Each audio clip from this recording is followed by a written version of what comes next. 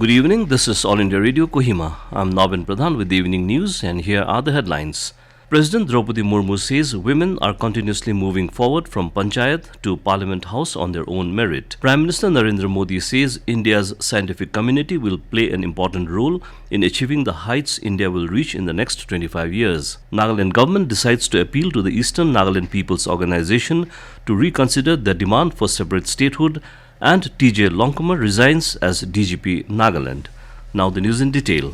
President Droupadi Murmu said women are continuously moving forward from Panchayat to Parliament House on their own merit. Speaking at the inauguration of Samvidhan Udyan at Raj Bhavan in Jaipur, the president said that it is a record to have more than 100 women in the parliament of the country for the first time.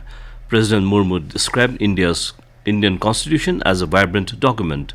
She said our constitution is a living document which is fully capable of adopting and incorporating the changing hopes and aspirations of the people over time. The president also inaugurated the transmission system for solar energy zones in Rajasthan and laid the foundation stone for 1000 megawatt Bikaner solar power project virtually. Prime Minister Narendra Modi said India's scientific community will play an important role in achieving the heights India will reach in the next 25 years. Addressing the inaugural session of the 108th Indian Science Congress through video conferencing today, Modi called upon the scientific community to work on subjects that are important for the entire humanity and increasing needs of India. He highlighted the abundant availability of data and technology in 21st century India and said that it has the potential to take Indian science to new heights. The Prime Minister also emphasized on the need to strengthen the scientific processes by applying various techniques of research-led development. Speaking about the result of India's tryst with scientific approach, the Prime Minister said that India is being counted among the top countries of the world as India moved to 40th place in the Global Innovation Index in 2022 from 81st place in 2015. India is among the top 3 nations in the world in terms of the number of PhDs and startup ecosystems.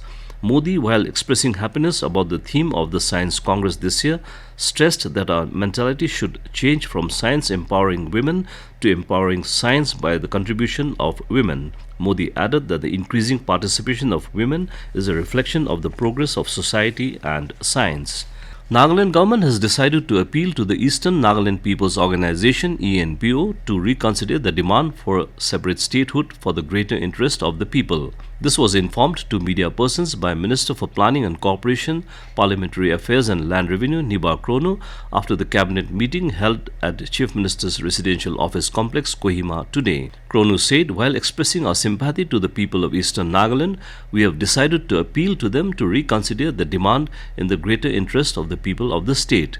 He maintained that Naga solution is the topmost priority and that all the 60 legislators have come together. Therefore, the cabinet made the appeal to the ENPO based on the solution, he added. Kronu also said all should put efforts in resolving our issues. He also viewed that the cabinet decision taken today was the right decision as of now, adding that the talks between the Home Ministry and the ENPO should also be updated to state government so that a decision can be taken. The minister also informed that Union Minister Amit Shah will visit Nagaland on January 6, while Prime Minister Narendra Modi is expected to visit the state after January 10. T.J. Longkumar has tendered his resignation as Director General of Police, Nagaland. Minister for Planning and Corporation, Parliamentary Affairs and Land Revenue Nienu today informed media persons that Longkumar tendered his resignation on 2nd January and the state government has decided to accept his resignation. He added, formalities of his resignation will take place on 7th January. Kronu also said the cabinet did not discuss on who will replace the outgoing DGP, however, adding that the senior most officer will be inducted as the DGP of the state. You are listening to the news from All India Radio, Kohima. You can also listen to this news bulletin on News on Air app and YouTube channel ARN News Kohima.